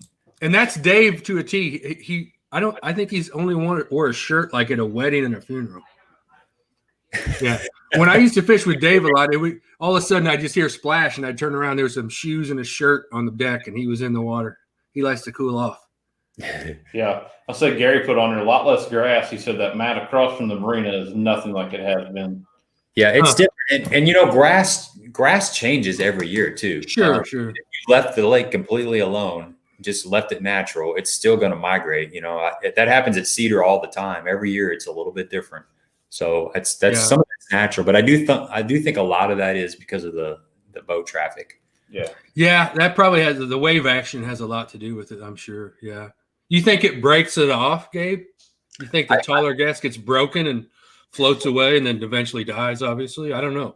Well, I don't. Yeah, I think a little bit of that. There's still that submergent grass because I think it can actually uproot it. If it gets too rowdy. I mean, that meant yeah. I'd say that and jet skis. Jet skis suck it right up. So, Oh yeah, they suck it through the impeller. Yep. Yeah, I didn't ever think of that, but yeah, that's. Could you imagine what Lake of the Ozarks would be like if it had grass? Oh, gosh, it'd be phenomenal. No. It'd be out of the world. It'd be like old Kentucky Lake. They could sell tickets if they had a cove. If they just had let's say 1,000-acre cove or something, and they had grass, they had some kind of hydrilla project going in there, a milfoil project in there, and they had it gated off in the front, they could sell entry fees into that. And I believe you're right. The next entrepreneur deal out there, if you could figure out how to do that, yeah, it'd be off the charts, man. Yeah, I think it used to have lily pads and grass way back in the day, like up the glaze and some of up the Gravois, but that's long gone. But every time I find a little shore grass there, if the water's up and stuff, I fish it. There's still fish still like to get in grass, even if it's just a little bit of shore grass. The time I went down the glaze on them, I ended up running into stumps. Yeah, it can be tricky. Depends on how. But that's what's cool about that, the whole arm there in the state park, right? Like if you're dock fishing is not your thing, well, stay in the glaze. You'll be fine. There's plenty of bass in there. Yeah, Brad said he's noticed the same thing last year. Later this summer, the boat traffic hammered the grass down. So there's definitely, and Cedar Lake. This is kind of interesting now that I'm thinking about it. Cedar Lake is a 10 horsepower restricted lake, so there's not pleasure boaters out there. There's no jet skis, nobody water skiing or anything. But since the big ick has caused so many people to be out of work and have so much free time, it has gotten hammered. It's got more pressure this year, just like most other lakes around the country. Yeah. More pressure than I've ever seen it. And I'm over there quite a bit. And the grass is just now starting to get really, really full and healthy. So that kind of makes me believe that all that boat traffic, even on a smaller lake, can affect the grass too. So you add big boats, it's really going to affect the grass. But that's just my theory. I don't know. I haven't talked to a scientist or anything like that. But going on there. You can be your own side. In Lake of the Ozarks, I mean, the big boats were out early this year because of the COVID. People that were in St. Louis and Kansas City, just like, you know what? I'm working from home. I'm just going to go to my lake house. Yeah. So there's big boats out way earlier than normal this year. And it's continued to be super busy down there, I think, because of that. But I've talked to people in other parts of the country, like a guy was DM'd me the other day and lived up north somewhere, Minnesota or Wisconsin or something. And he said the grass in his lake was way behind too. So that kind of goes in with more boats on the water this year than normal and being, behind something. That's good logic. That makes perfect sense to me. I mean, yeah. So we got all kinds of comments in here. George is saying that. Sean's in here talking about caffeine. So there's got to be something to it. Yeah. What's up, John Morse? To see you out there. What do you think caffeine's going to do now that it's not a power plant? I don't know. Sean, I think that's his home lake. He said it was really, really tough this year. I bet it cycles through and becomes as good as ever. It might. It should. You would think it would. There'd be a lot less pressure in the winter. And they're talking about doing it to Egypt. We had Ron DeRosa on here last week, and he lives on the Lake of Egypt. Yeah, he was on here a while ago. But he said they're shutting down the power plant on Egypt. And Sean actually knows a little bit about how that works. That'll make the difference. Gas. But apparently when they do the natural gas, they still have to have a boiler that has a hot water discharge. So hopefully there'll be enough hot water coming out that it'll keep the ice off of it, Well, I always say that's what makes Lake of the Ozarks so good is through the summer, it gets so much less pressure because nobody's out there battling those big boats. There's no tournaments for the most part through the summer and gives those fish a break from having multiple tournaments every weekend that they do through the late fall and early spring. That's and true. all summer, there's no tournament pressure for. That's part of the problem at Kincaid is it has so much pressure on it. Mm-hmm. Yeah, I mean, there's tournaments every Saturday and Sunday there, some throughout the week. I mean, it's something on there every day, pretty much. Yeah. Egypt's closed for tournaments throughout the summer, which is nice. It gives it a little bit of a break. I mean, they still got thousands of people out there fishing. Is it more or May to September or something? Yeah, something like that. Yeah. Yeah. Which is a great idea to do. It really is. It really is. I mean, I hate to say restricting, but it's good to give those fish a break, man. It really is. It really is, and especially when it's the size of Kincaid. Lake of the Ozarks is a whole another ball of wax. It's so big, but small lake like Kincaid, yeah, it's getting pounded. It doesn't take long. I mean, you can run around that lake anywhere you want in the day, in a day's time, and fish all the stuff you want. Like Lake of the Ozarks, you kind of got to commit to a certain area. You can't just go all the way up to 95 and then run back down to the dam. You can't. You can't. You just can't, and that makes a difference. I mean, has anybody been to Carlisle recently? You guys fished that at all? That was making a huge comeback a few years ago, in my opinion. I never went in the summer. I go in the fall and catch quality bags of fish. I saw Newton. I saw a post on Newton. I think, isn't that another hot water lake somewhere? Yeah. I think Zona did a show at Newton one time. Okay. Well, I saw something where apparently that's a pretty good lake that puts out some pretty good numbers of nice fish, but I've never made it up to any of those lakes, I fished Carlisle as a kid. That's kind of where I grew up, like fishing the Red Man tournaments and stuff. And they started having those high school tournaments and championships there. So they started planting a lot of brush. So there's a lot of brush that's been planted in the last 5-7 years. And I think that's helped that out because, it's a clay bank, riprap, and it's kind of like Ren where everybody rushes to fish the riprap. It's like, well, now you can fish that, or you can go a little deeper and fish the brush. There's brush planted out. So, well, Gary says there's absolutely no fish in Newton, so there's no reason to go fish Newton. No, I don't believe you. Not a single fish. No, Egypt doesn't have them. Lake of the Ozarks out. They're out. Might be rough. Yeah. Yeah, that's funny, man. There's so many good lakes. We're lucky living. I mean, other than living like in parts of Alabama or Tennessee, we got it pretty good here too. You're not too far from a lot of decent fishing. Right. You're within about an hour and a half drive of just about everything. Yeah, you can. And where I'm at here in St. Louis, I can be at Lake of the Ozarks in 2.5. I could be at Kincaid in 2. I could be. I don't do Mark Twain anymore, but I'm willing to drive to Tablerock.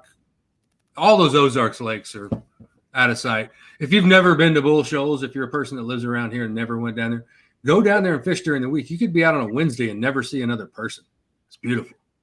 Yeah, there's a real pretty lakes down there. Richard says he's been at Cedar and he's noticed many more large bass with torn out mouths. Yeah, and another thing I've been noticing over there is there's a lot of fish that look post spawn, which sometimes that happens in the summer, that they lose stressed out. Yeah. They're stressed out and they get kind of skinny. But I've seen more with big heads, like a 5-pound head with a 3-pound body. You start seeing a lot of that. And that could be bait related too, though, right? Like they don't have enough food, maybe. They got plenty of food, but I those fish that get stressed out, like you're saying, and brought back to the boat ramp and tournaments and stuff. It takes some. It's heavy on those fish. It takes a toll on them. Well, yeah, I think that I don't like more regulations, but it would be nice to see if you get a regatta permit for over 40 boats, you have to have a release boat. That would be nice. That's a good idea. And Bass and Bob has really worked his butt off at Lake of the Ozarks to make that happen, to where they're not just getting dumped in PB2. Hey, Hella Bass gave you a shout out, man. Can you click that up there? You see that? Showing you, he's saying your beard game is very strong. Nice. Yeah. What year is that beard anyway, man? Yeah, I don't even know at this point. It's been a few years. A 90s model or so? Yeah. Yeah. The whole plan is I just turned 50 this year. So the whole plan is when I lose, I'm doing the whole wigs for kids thing. I'm going to look so freaking young when all this hair and beard comes off. Nobody's going to know who I am. Right. So that's the plan. That's my grandma's theory too. My grandma's like, you should shave that goatee off. You'd look so young. And I always I've told her when I feel really, really bad about myself, I feel like I'm just dirt ugly. I got one more shell in the barrel. I got one more shaved off, and there I am. I'm clean again. Yeah.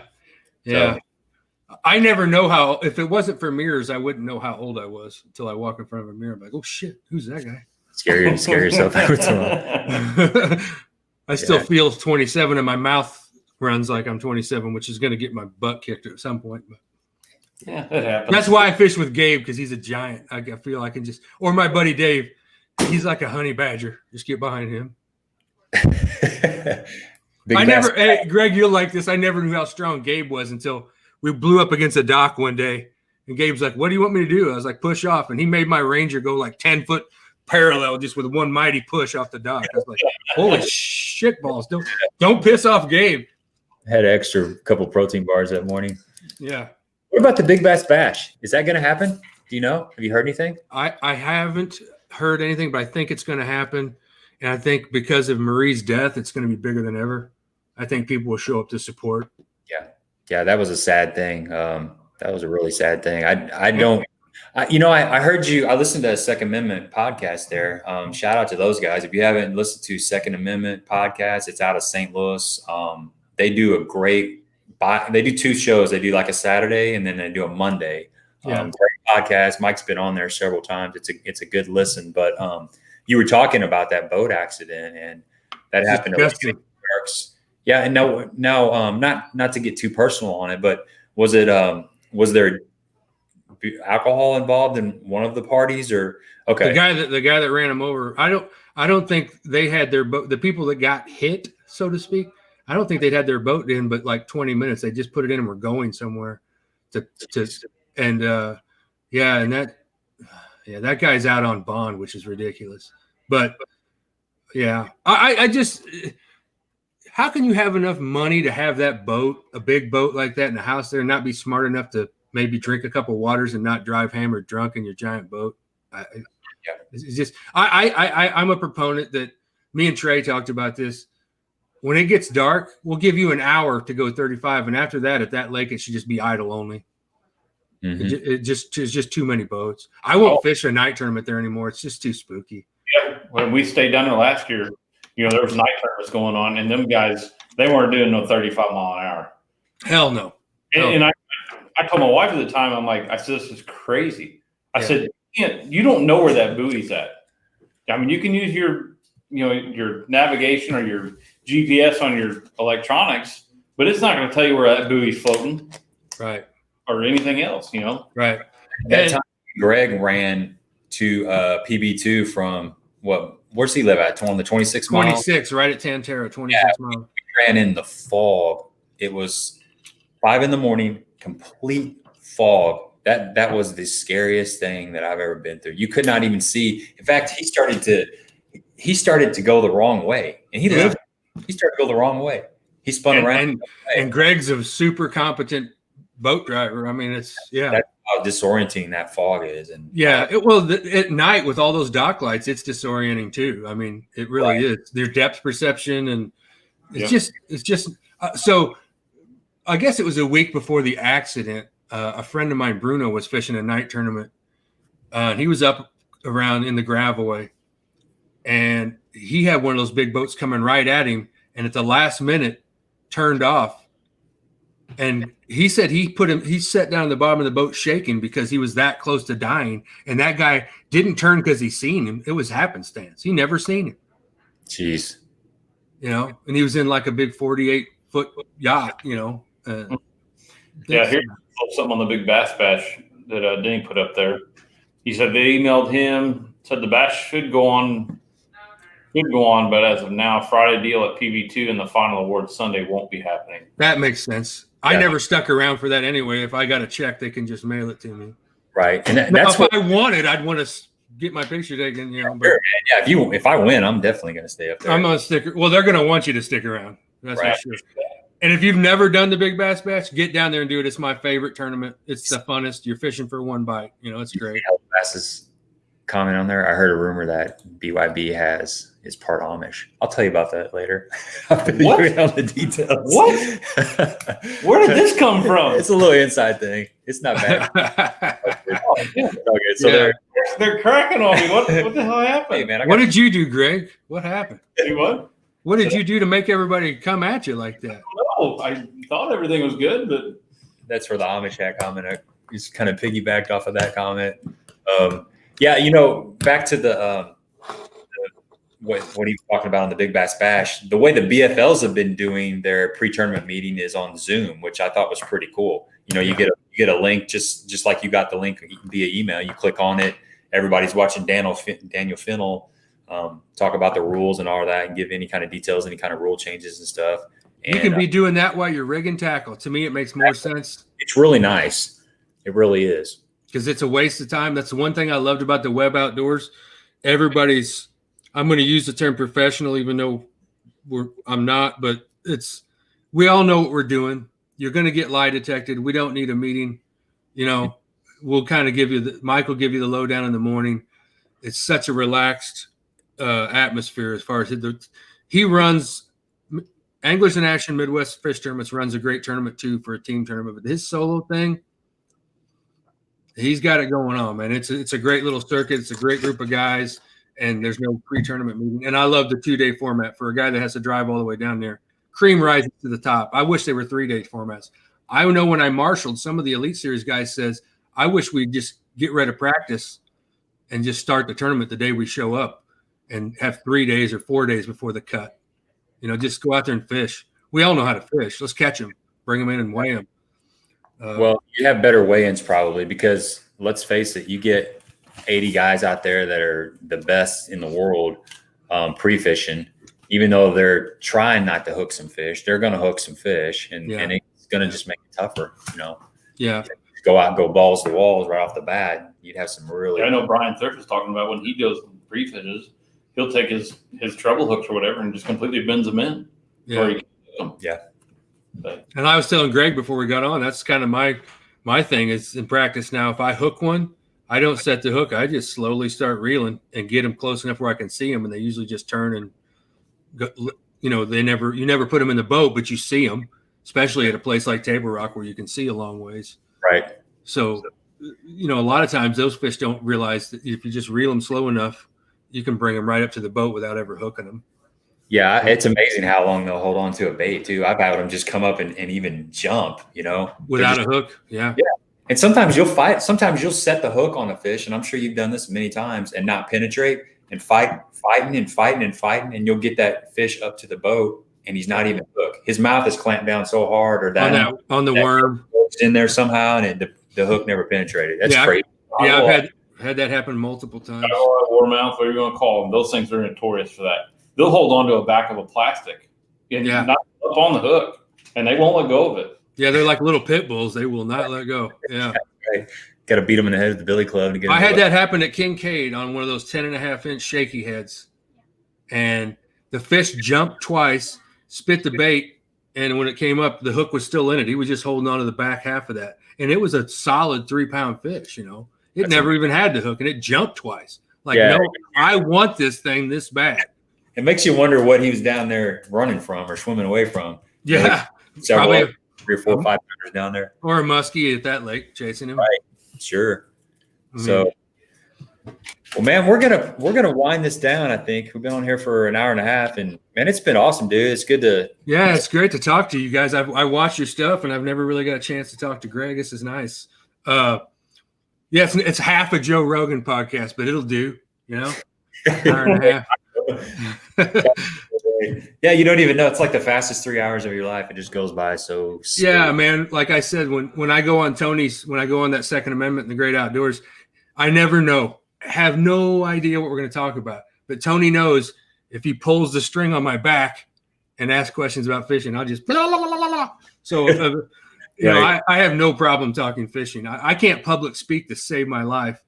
But as far as talking fishing, it's because it's something I feel like and there's no right or wrong answer. I'm not saying I'm right or you're right, but it's fun to get with cerebral guys like yourself that like to discuss it. Right. And that's how you learn, is picking up.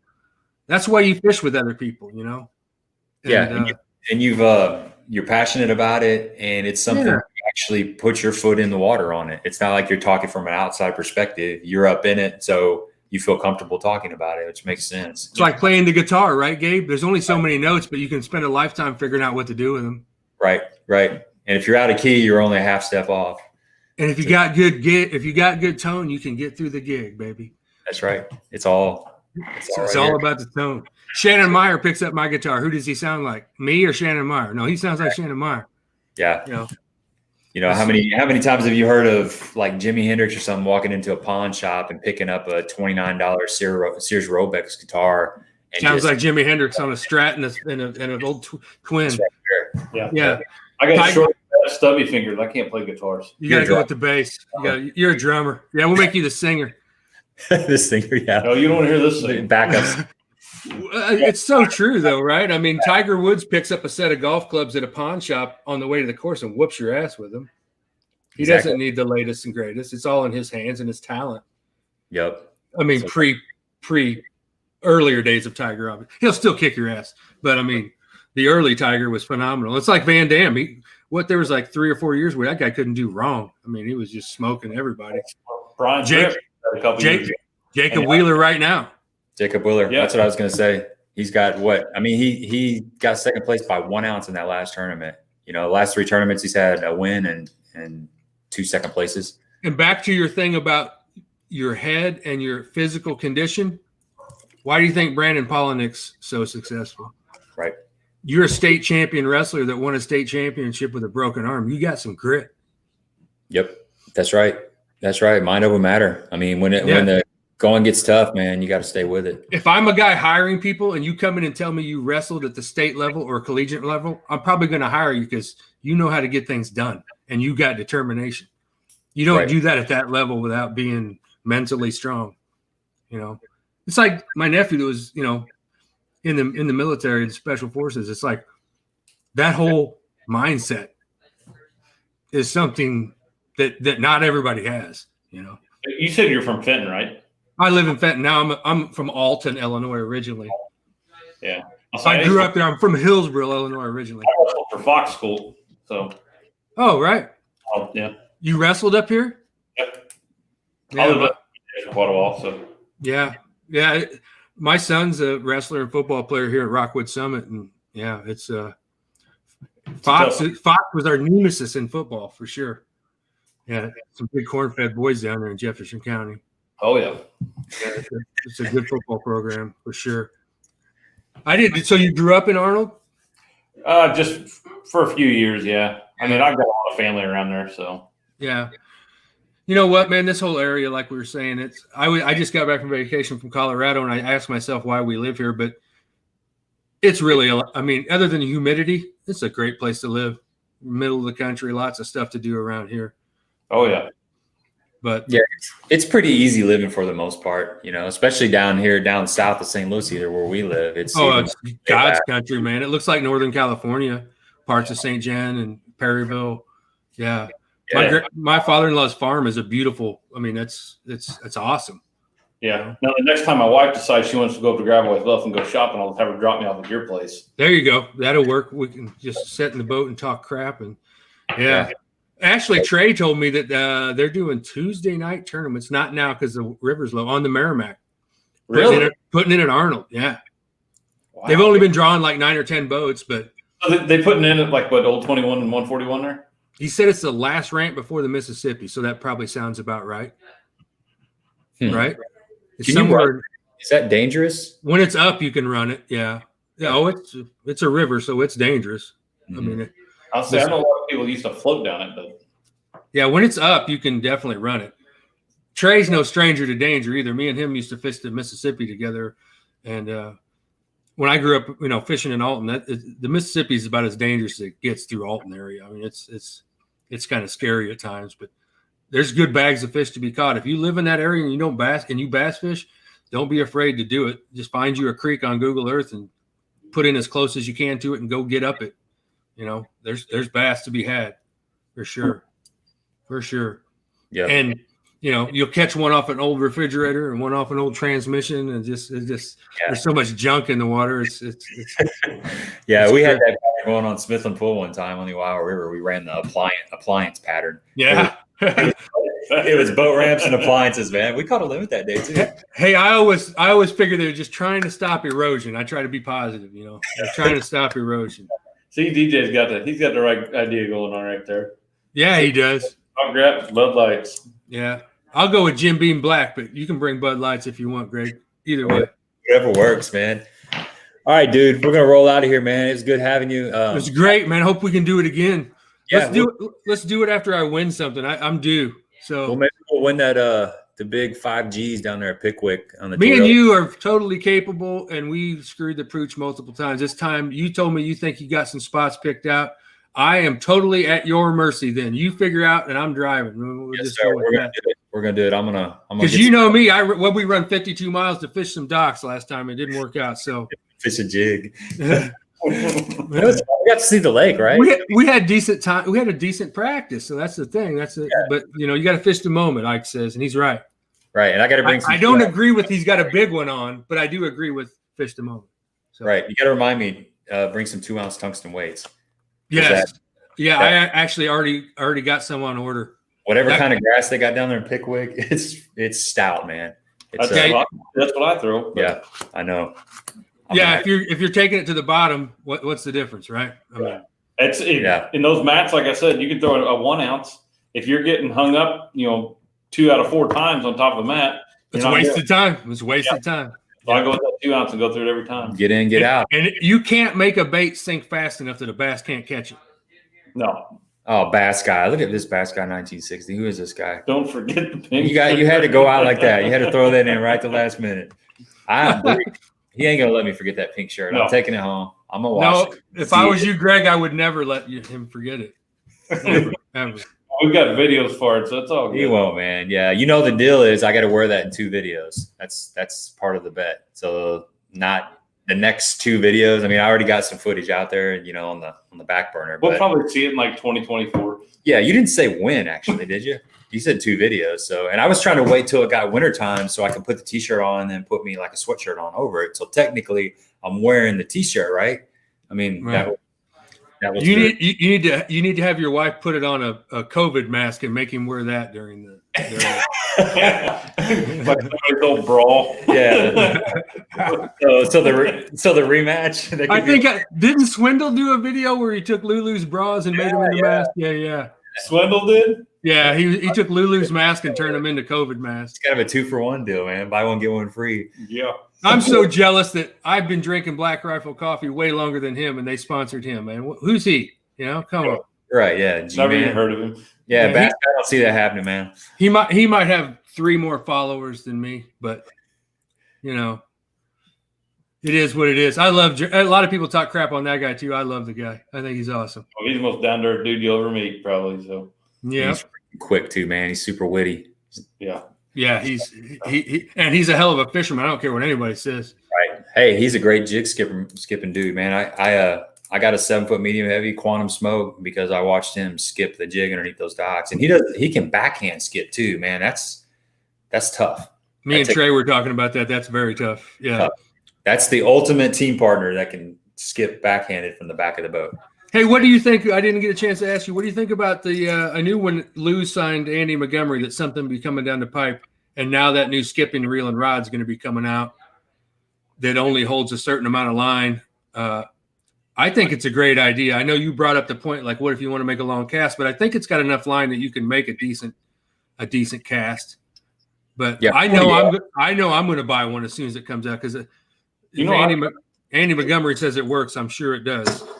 I've got a Lose reel. It's got a pretty small spool like that on her. This is like it's like super. Instead of putting filler on it, it's a tall spool, and then it only holds like 45 yards of line. Is it wide? I think so.